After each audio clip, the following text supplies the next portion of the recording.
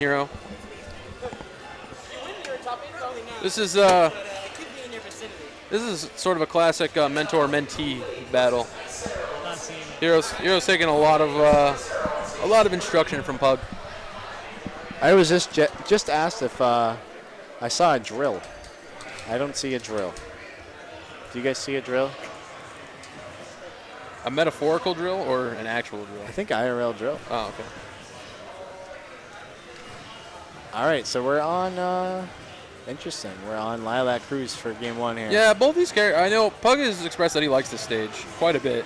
I think it's okay for Marth. I mean, the platforms are low. Yeah, frankly, I'm surprised. To an extent, I guess. I don't know. I've heard a lot of clouds that like this stage. I guess maybe because the platforms allow kind of sharking a bit. Right. Yeah, so it's very good for sword characters. Yeah, that was. Yeah, it gets that. Turn the lead right around. Yeah, it gets the perfect hit of Nair into that the cross slash. Ooh, getting out with uppy. That was cool. Yeah, because it comes out so quick, you can use that uppy to get up a lot of things. Although I'm kind of surprised he did there because it does leave him open to be punished. Maybe he thought he'd actually make contact, but. All right, Pug looking to take the stock. Trying to gimp Cloud with the down tilt. Yeah, this is where it gets rough. Now, yeah, Cloud's got a lot of rage plus limit. Gonna use it early though. Burns the I think he might be dead. Yeah, Pug just hanging out waiting for the patience. Yeah, he probably could have tried a suicide for that one, but it's interesting. Both characters kind of have a dancing blade sort of a thing. Yeah. It's just one whiff side B into the other character using the side B. But yeah, the cool thing, I brought this up a couple times before, but do you know that the Cloud, I think it's the only character where the hitbox for when he does it left or right is actually different. Really? Yeah, so like all the other characters, like it's mirrored, yep. But because it uses kanji in like the thing, they don't change it when it goes to either side. So the hitbox is slightly different depending on interesting which side you do it. It never really matters. But it's just a cool little tidbit. It was cool hearing Sakurai, like in one of his little columns, talk about it. Oh, interesting. I never heard that. Yeah. So Pug bringing this back pretty well, as I say that. Yeah, that's going to be the commentator curse. Hero taking a solid game one. Yeah, I just showing. I mean, you just don't want to get in a deficit behind Cloud. It just kind of like amplifies itself. Where he's just able to just keep tacking on hits, builds up his limit, and then you just at a disadvantage. That's not where you want to get to. You want to hopefully maintain stage control, not give him a chance to charge that limit, and hopefully get an early gimp if you can. Or at the very least, force him to use limit to recover. Right. Because limit just changes the matchup against so many characters. Even just the threat of it makes people play a lot differently. Yeah, even just a charging limit is a way to approach. That was very weird. Nice follow-up from Pug. Oh, okay. Almost a full limit. I think he's hanging on to it because he knows he's about to dish out some damage. A little trade there. See how Pug handles the edge guard. That was an important down tilt he missed, too, because if he got that, he would have got rid of limit. Yep. Ooh, no tech. No tech. Was not ready for that. Yeah, he was very close to the stage when he went for that. I know that that's an option that Pug utilizes a lot, but I didn't even see it happening there. That was really smart. Good counter.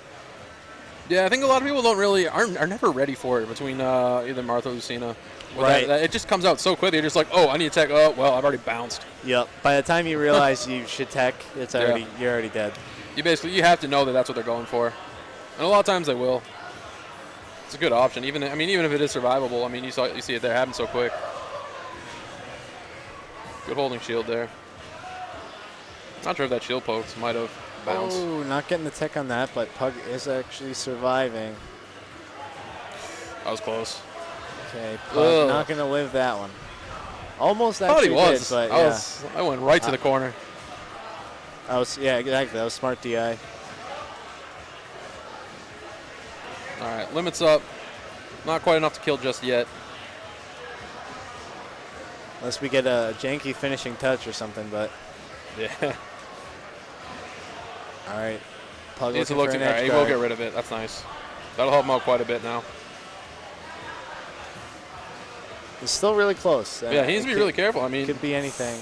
Not able to get a tipper there, though. Survive that, and he has the platform to recover if he needs to.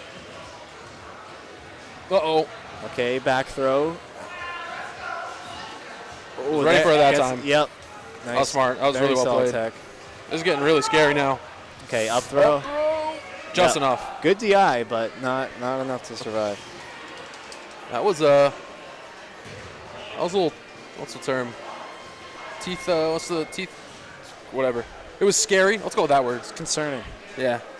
I need my thesaurus out here, man. Spooky. Another good one. Frightening. We got it. Terrifying. But yeah, no, that was. We're going to go with that one. Fear-inducing. All right. Pug was one hit away from being sent into losers. So now 1-1. Wow. All right. Pug getting in a strong start. Oh, yep. Thank you. 1-1. Going to head to Town City. So Town and City being a smart counter pick, being able to kill at the top a little earlier. But as we just saw, Marth has a very strong up throw, and that could also yield earlier kills for Pug as well. Wow. Marth maybe not having the melee grab range. That looked pretty far to me. Okay. Down throw into back air. All right, edge guard situation right That's here. a really good read of DI from Pug as well. Mm. Like, you can't just, that's not the guaranteed direction. Pug has to see what's going on, and he actually gets it. He gets a tipper F smash at a high percent. That's absolutely a stock. That hurts. Those jabs are so, it's a weird thing. I mean, it's all based on DI and what button you end up pressing, whether or not he can do stuff to you, but. Right. And you got to be very careful not to jump when you're in there. That's don't jump, don't air dodge. Don't jump especially though. Like if you use an air dodge, fine. But if you use your jump, then you're caught in there until you DI out, like purely DI out, because you don't have a jump option to escape. Very fear-inducing. Yeah. So right now a little bit rough for Hero, but limit up could help him a bit here. Yep. We'll see if he uses. He tried to get him in between the hits. Oh, yeah, I didn't even notice that. I was like, what are you talking about? Then I saw no limit. Got hit during the startup. So that's going to be it for that limit. Okay. Oh, Pug going for the neutral B. I would have liked, I don't know. I guess it ended up working out. F-tilt. See you later. Part of me would have liked to see him run away and just charge limit in that situation, but we'll see now. Now it's going to be kind of rough. Okay, good recovery. Pug tried to go for the hard read. Going to seal. Probably a little bit of juggling. Nice counter. Yeah. That's actually very strong to have a counter against Cloud. You can deal with the up air strings in such a different way. And it also forces Hero to have to consider that. Maybe I shouldn't do another up air because he might counter. Oh, no, Hero.